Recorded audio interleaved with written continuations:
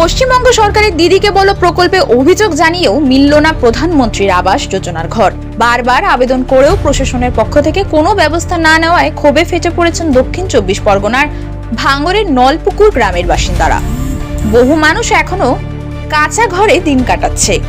এদিন স্থানীয়দের ক্ষোভের মুখে পড়েন তৃণমূল বিধায়ক শওকত মোল্লা।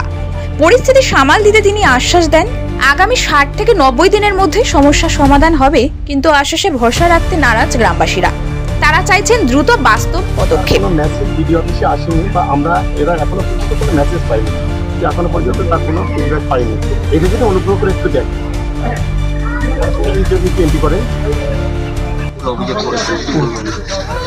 আমি প্রথমে ম্যানুয়াল ভাবে অভিযোগ করেছিলাম, কিন্তু আমার ম্যানুয়াল ভাবে হয়নি।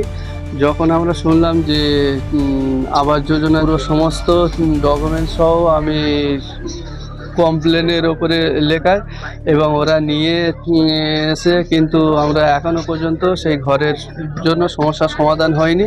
আমাদের এখানে শওকত মোল্লা এমএলএ এখানে এসেছিল, চাচাজি এসে সেই টোল ফ্রি নাম্বারে ফোন করে কমপ্লেন জানালো, কিন্তু সেটা এখনো পেন্ডিং এসে তারা আশ্বাস দিয়ে 5 মাস